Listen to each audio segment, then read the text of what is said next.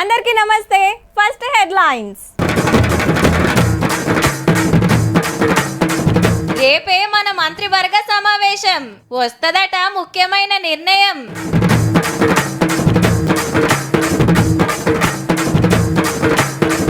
వడ్లు చెప్పున కొనాలని పోరు, ఆల్చం గానియమన్న సర్కారు.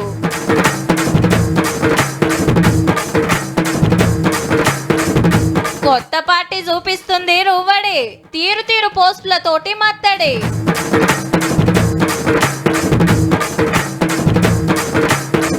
జగనన్నకు పేరు పెట్టిన లోకేష్ అన్న బెంతాహై 3 రోజులు బెంగళూరులో, 1 రోజు తాడేపల్లిలో, 3 రోజులు హైదరాబాద్. కుతకుత ఉడుకుతున్న దేశం, ఎండలకు వశపడతలేదు పైలం. జూన్ 2 అంటే తెలంగాణ రాష్ట్రం పుట్టినరోజు పండుగ. 60 ఏండ్ల కాంచి ఎవ్వలకు శాతనైన కాడికి వాళ్ళు కొట్లాడితే మన రాష్ట్రం మనకొచ్చింది. అందుకే ఆ తారీఖు నాడు 17 జోరుగా సంబురాలు చేస్తారు సర్కారోళ్ళు. ఏ రాష్ట్రం వస్తే మాకేమొచ్చింది, ఉండటానికి ఇల్లు లేకపాయే, అవ్వకింత పింఛన్ రాకపాయే, ఇంటి పెద్ద పోతే ఆదెరువు లేకపాయే అని చాలా మంది అంటుండే మాట వాజీవే. గా మాట రావద్దని ఈ ఏడు పథకాల పండుగ ఉంటుందటుల్లా. చాలా మందికి చాలా అందేది ఉందట. అట్లా అని మాట ముచ్చట లేకుండా సీదా ఇయ్యలేరు కదా. అగో గందుకే గీ మీటింగ్. రేపే సచివాలయంలో క్యాబినెట్ మీటింగు. ముఖ్యమంత్రి సారు, మంత్రులు, సీనియర్ ఆఫీసర్లంతా కూకొని చాలా ముఖ్యమైన నిర్ణయాలు చేస్తారట. మళ్ళా అందులో ఫస్ట్ది 2 లక్షల మందికి కొత్త పింఛన్లు. శానొద్దుల కంచెల్లి అవ్వలు, తాతలు, వితంతువులు, దివ్యాంగులు ఏటింగ్ చేస్తున్నారు దరఖాస్తు పెట్టుకొని. ఇక రెండోది ఇందిరమ్మీన్లు.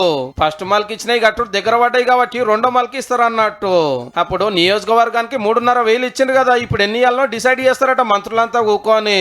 అతనే కట్టి పడావ పెట్టిన డబుల్ బెడ్రూమ్ ఇళ్ళని రిపేర్ చేపించి గరీబులకు వంచే కార్యం మీద చర్చ నడుస్తుందట. ఇక మూడోది ఇందిరమ్మ ఫ్యామిలీ ఇన్సూరెన్స్ పథకం చాలు చేసుడు. 33 జిల్లాలలో 1 కోటి మీద కుటుంబాలకు 5 లక్షల ఇన్సూరెన్స్ ఇవ్వబోతున్నారు.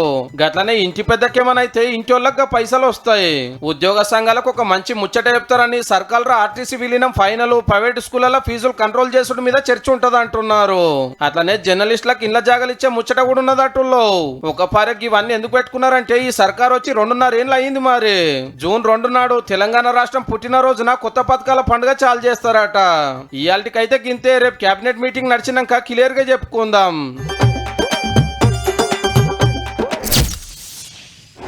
అరే ఏందన్నా, మా ఒడ్లు తెచ్చి 20 రోజులకు వచ్చే ఇంతవరకు కాంటా కాకపాయే, గిట్లనే ఉంటదా? ఓ సారు జర చెప్పున మా జోక రాదు. ఆన మొగులైతే ఆయంత చినుకులు పడేనా అంటే మొత్తం తెరలైతే జర చూడు. కరెక్టే కాక, కానీ లారీలు రాంది మేమేం చేస్తాం చెప్పు? ఎత్తి నోడ్లు ఎటుకొంట పోమ్మంటావు? రేపు వస్తుంది పక్కా మీయే తీసుకుంటుంది అని అంటుండట ఊర్ల పొంట. పరిస్థితి గట్లుందనే ప్రతిపక్షాలది గీజంగ్.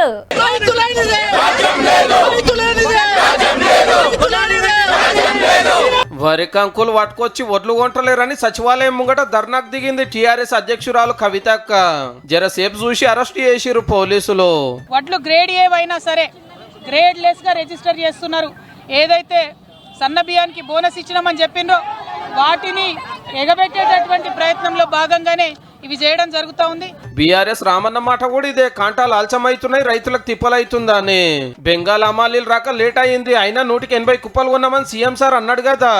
ఏ సెంటర్ కన్నా పోదాం, ఎక్కడన్నా కూడా మీరు చెప్పినట్టు 80% కొనుగోలు జరిగినాయని మీరు రుజువు చేస్తే ఏ శిక్షకైనా మేము సిద్ధం ముఖ్యమంత్రి గారని నేను విజ్ఞప్తి చేస్తాను. ఇక కమలం పార్టీలు అయితే సోమవారంకి వెళ్ళి కళ్ళాల బాట పడతారట సర్కార్ లాపర్వా చేస్తుందా అని. ఈ రాష్ట్రంలో ఇప్పటి వరకు కేవలం 24% మాత్రమే వడ్ల కొనుగోలు జరిగింది. ఇదే ముచ్చట గవర్నమెంట్ వాళ్ళని అడిగితే ఫస్ట్ల జరం తాల్చమైనా ఇప్పుడు జోరుగా నడుస్తుంది అంటారు. నువ్వు తీసుకొని రా గోదాంలో, నీ దగ్గర ఎన్ని వడ్లు ఉన్నాయో తీసుకొని రా, మేము కొనుగోలు చేస్తాం. నువ్వు విత్తనాలు మక్కాలు తీసుకురా, మేము కొనుగోలు చేస్తాం. సరే యువల రాజకీయం ఎట్లున్నా చెప్పున ఎత్తుతలేరు, మిల్లర్లు సతాయిస్తురు, ఆనలు వచ్చి కొంత ఆగమైతుందని ఆడాడిన పడుతున్నమాట. లారీలు, బార్దాన్, హమాలీలను ఎక్కువ మందిని పట్టుకొచ్చి జర రపరప కాంటలు పెట్టుండ్రి సాలరు, రైతులకు తిప్పలు కాకుండా.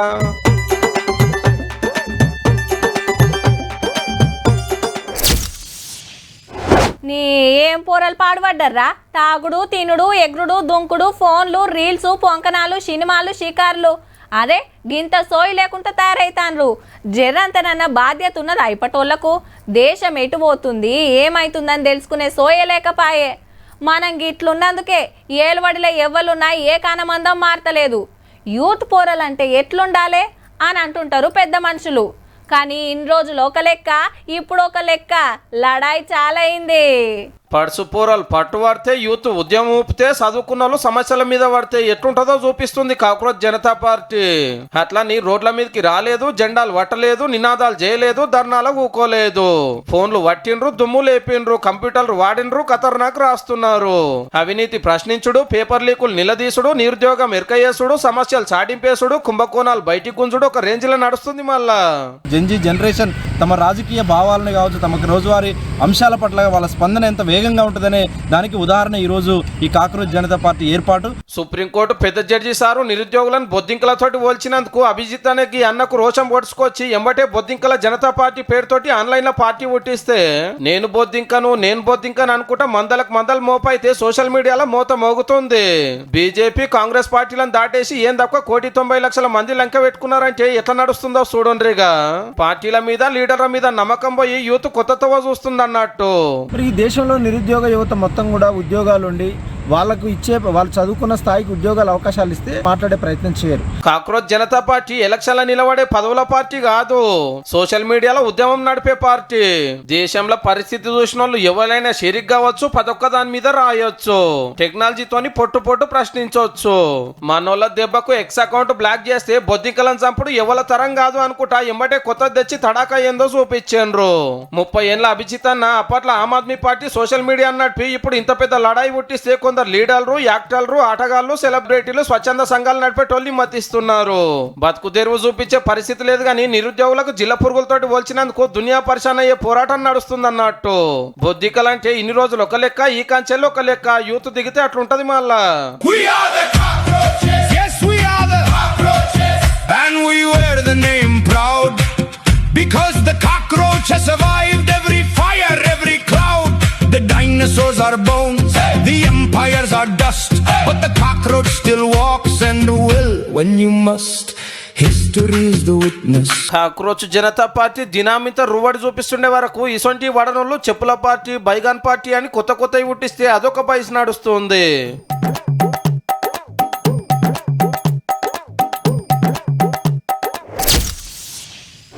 రాత్రి బస్సులో ఇంటికి పోతా అంటే కిటికీలకెళ్ళి కిందికి తొంగి చూసిన ఓ పిల్లగాడు బండి నడుపుకుంటా సెల్ ఫోన్ చూడబట్టిండు. అరే ఏముందిరా అందులో డ్రైవింగ్లో ఫోన్ చూడబట్టే అని పరీక్ష పట్టి చూసిన. క్రికెట్ ఆటనుల్లా ఓష్ని తోవెంట గీదేం పనిరా నాయన ఆయనతే మన కాగల్లా అనుకున్న మనసులా. గట్లుంటది మరి కొందరి ఐపీఎల్ ఆత్రం. హైదరాబాద్ లో ఆఖరి ఐపీఎల్ ఆట చూస్తానికి శీతం మంది వచ్చిరు cricket fans. Uppal stadium area కుతకు తుడికిందనుకో రాదుండ్రే. మళ్ళా మనకు బెంగళూరుకి నడుమ టగ్ ఆఫ్ వార్ మ్యాచ్ ఆయే. తోపు క్రికెటర్లు చాలా మంది ఉండే వరకు చూడాలనే కాయిస్తోటి అట్లా కొంత వచ్చిండ్రు. మేమైతే కోహ్లీ కోసం వచ్చామన్నా. బెంగళూరు గెలుస్తుంది, ఇక్కడ విరాట్ కోహ్లీ టాటూ కూడా ఇప్పించుకున్నా నేను. విరాట్ కోహ్లీ అంటే చాలా ఇష్టం. టికెట్ల దందాగిన జోరుగానే నడిచింది అటుల్లో. కొందరు మూతవాళ్ళు చాలా బుకింగ్ చేసుకుని ఎక్కువ రేట్లకు అమ్ముకున్నారు. కొందరి మీద కేసులు కూడా అయినాయి. ఏ పక్క మనోళ్ళకి గెలుస్తారు చూడు, లేలే బెంగళూరుకే ఛాన్స్ ఉందని బెట్టింగ్లు గిన గట్టిగానే పెట్టిరాట. నేను మొత్తం 4 టికెట్స్ బుక్ చేసిన, హాఫ్ పేమెంట్ వేసినాం. ఇక్కడికి వచ్చిన తర్వాత ఫుల్ పేమెంట్ వేసి తీసుకో అన్నాడు. కానీ ఇక్కడికి వచ్చిన తర్వాత ఫోన్ స్విచ్ ఆఫ్. 5,000 రూపీస్ కట్టినాం. మీరు ఇక్కడ రాండి అంటే ఇక్కడ వస్తే స్విచ్ ఆఫ్, ఆయన లేడు. అయితే పొదుపు కోసం ఐపీఎల్ ఆపేయాలనే డిమాండ్ నడుస్తుంది కదా దేశంలో. 10 టీములు ఉంటే గాలి మోటార్ ఎక్కి 10 సిటీలు తిరుగుడాయే. డిపోలకు దిగగానే బస్సులు పెట్టి హోటల్కి తొలకపోవడు, ఆడికెళ్ళి ఫుల్ సెక్యూరిటీ తోటి స్టేడియానికి పట్టుకోవచ్చుడు. ఇక ఆట చూస్తాను కానీ ఎక్కడెక్కడికెళ్ళి శీతం మంది కాలు వేసుకొని బండ్లు వేసుకొని బస్సులు ఎక్కి వస్తారు. ఇట్లా ఆట కోసం బొచ్చే డీజిల్ పెట్రోల్ ఖర్చు అవుతుంది. 4 వద్దులు ఐపీఎల్ బంద్ పెట్టాలనే చర్చ నడుస్తుంది అన్నట్టు. మరి మీరేమంటారని మనోళ్ళం మందలిస్తే, ఇప్పుడు ఎంటర్టైన్మెంట్ అంటే ఐపీఎల్ ఒకటే ఉంటది సమ్మర్ లా. సో బ్యాన్ చేయకుండా ఏదైనా వేరే ప్రికాషన్స్ ఉంటే తీసుకోవచ్చు. ఏదో కాంట్రవర్సీ చేయాలని ట్రై చేస్తున్నారు తప్పితే ఐపీఎల్ ని బ్యాన్ చేయాల్సినంత ప్రాబ్లం అయితే ఏం లేదు. మళ్ళీ ఏరే దేశాల ఆటగాళ్ళకు డాలర్ల మీదకెళ్ళి కట్టియాలి కాబట్టి $1 96 వాళ్ళ కాబట్టి మన పైసా పతారా తగ్గినాయల్లా గాళ్ళకెందుకు డాలర్లు చదివియాలనేది ఇంకో లాజిక్. మోడీ గారు చెప్పినట్టు పెట్రోల్ ఖర్చులు అన్ని తగ్గించుకొని ఇంట్లో కూర్చొని ప్రశాంతంగా మ్యాచ్ చూసుకోవడానికి ఒక ఫ్యామిలీ బాగుంటుంది. అయినా ఆటలే దగ్గర పడ్డాయి. ఇంకో 10 రోజులైతే ఫైనలే మరి.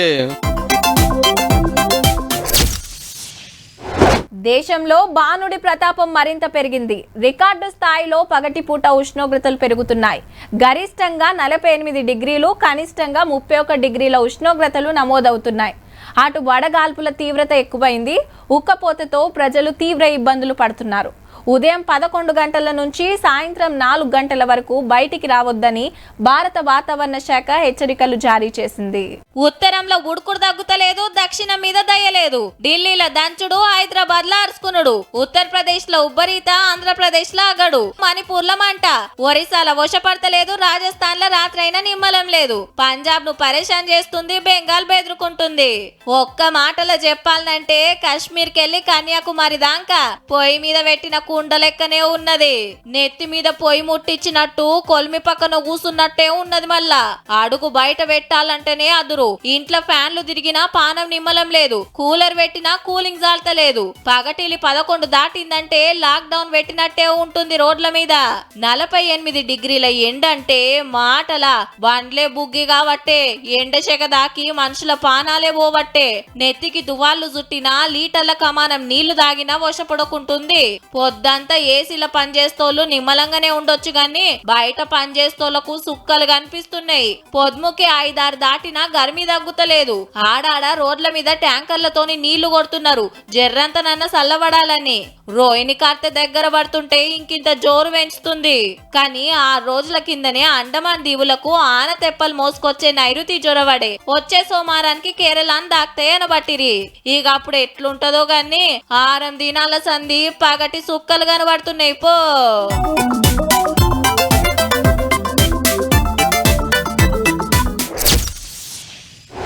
దీనబంధు, ప్రజాబంధు, పేదల పెన్నిధి, యువతకు ఆశాకిరణం, బడుగు బలైన వర్గాల ఆశాజ్యోతి, దయాహృదయుడు, ఓ ఇట్లా ఒక్కటేంది ఎన్నో పేర్లతోటి అభిమాన లీడర్ను పిలుచుకుంటారులా కార్యకర్తలు.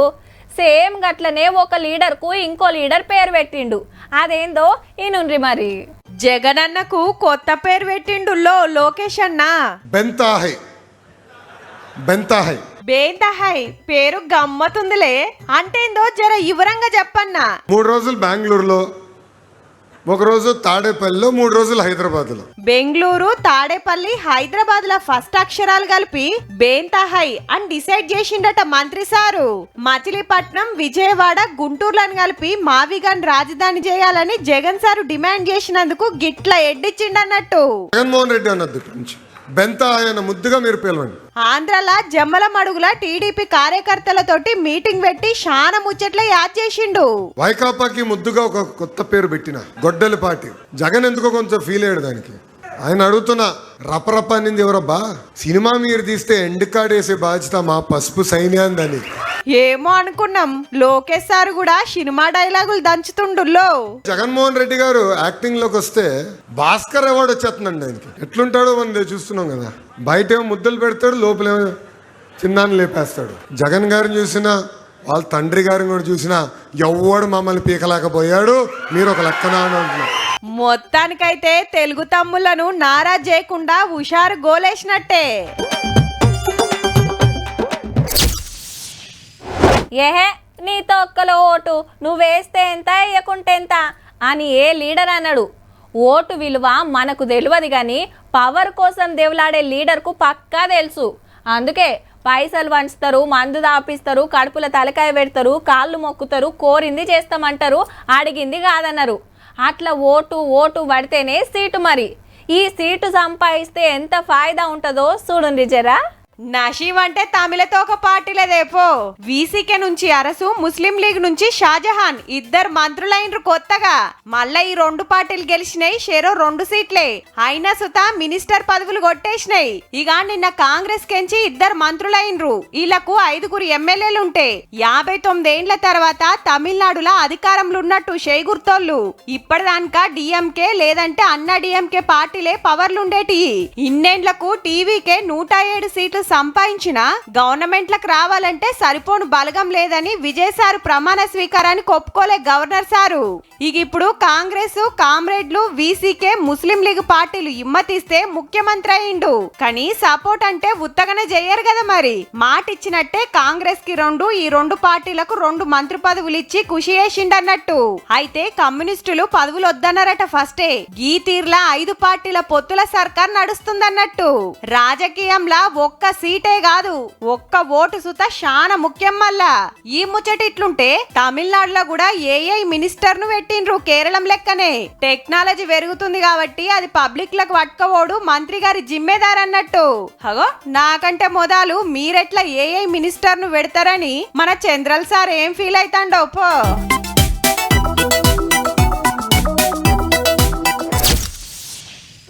నీ ఇంటి ముంగట కారు ఉంటుంది, గాళ్ళకు రేషన్ కార్డు ఆశ్రమా వదినా అన్నది గవర్నమెంట్ జాబేనాయే. మీరు ఇల్లు కావాలని దరఖాస్తు పెట్టుడేంది గమ్మతి కాకుంటే మాకు రావద్దా ఇక? గంతున్నోళ్లకు గాళ్ళకెందుకో సర్కారు ఇచ్చే పింఛను అని అంటుంటాంగా ఇంటుంటాం. జర్రంతా అటు ఇటుగా గీ ముచ్చట గట్లనే ఉన్నది. మళ్ళా రిజర్వేషన్ల మీద ముఖ్యమైన క్వశ్చన్ చేసిందుల్లా దేశం పెద్ద కోర్టు అమ్మా నైనలు ఐఏఎస్ కొలువులు చేస్తుంటే వాళ్ళ పిల్లలకు రిజర్వేషన్ లాస్టమా? మంచిగున్నోళ్ళు రిజర్వేషన్లు ఇడిచిపెడితే ఏమైతది? అన్ని తీర్ల నిమ్మలంగా ఉన్నాక ఇక రిజర్వేషన్లు దేనికి అని అన్నది. ఒక్క పారి ఫాయిదా అయితే మంచి జాబ్ సంపాదిస్తారు, ఇంత ఆమ్దాని పెరుగుతది, అన్ని తీర్ల మంచిగా అవుతారు. కాబట్టి వాళ్ళ పిల్లలకు కూడా ఎందుకు ఉండాలనేది కోర్టు మాట. ఇట్లయితే కొందరికి లాభం కావచ్చునట. మళ్ళా శ్రీమంతులకు గుడిస్తే ఏమి లేనోళ్ళకు అందకపోవచ్చు. అప్పుడు ఇద్దరి నడుమ తేడాలు ఇంకింత పెరిగే ఛాన్స్ ఉంటది కదా. మళ్ళా క్రిమి లేయర్ మీద ఒకళ్ళు కేసేస్తే గీ మాటలు అన్నదన్నట్టు. అయితే దేశంలో పెద్ద కులాలకు కూడా ఈడబ్ల్యూఎస్ రిజర్వేషన్లు ఉన్నాయి కదా, దానికంటే ఓబీసీ రిజర్వేషన్ల రూల్స్ జరంత లూజ్ ఉంటే మంచిదన్నది. చూడాలి మరి దీని మీద సెంటరోళ్ళ మాట ఎట్లుంటదో.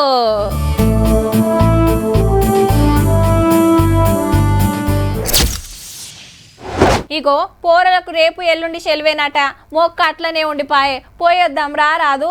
వాళ్ళకుంటే నాకు కుదరొద్దా? ఆఫీస్లో పని ఎక్కువ ఉంది, మళ్ళీ ఎప్పుడన్నా చూద్దాం తీ. గీ ముసురుకు ఏడికి పోతాం, ఏడ ముడుచుకోవాలన్నా తిప్పలే. 4 రోజులు ఆగు చూద్దాం గాని. అరే ఏమాయ బావా, పోదాం పోదామని ఆకలి ఉత్తకతే చేస్తీవి. ఇగో గిట్లనే ఉంటది, ఒకళ్ళకు కుదిరితే ఇంకొకళ్ళకు కుదరదు.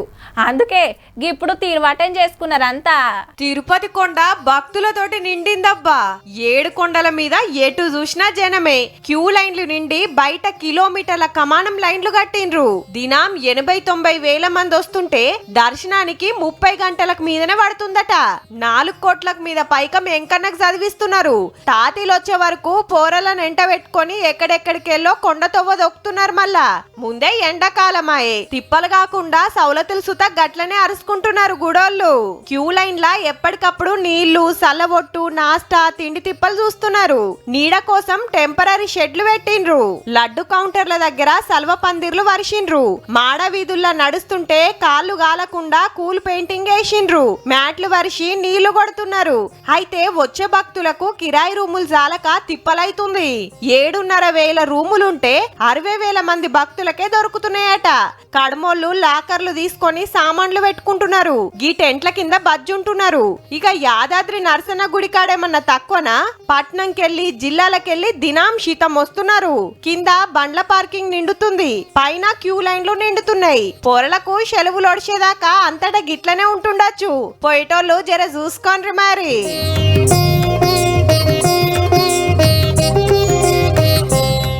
చూసిండ్రు కదా, ఇక ఇయాల్టి తీన్ మారి వార్తలు ఉంటాం. మళ్ళా నమస్తే.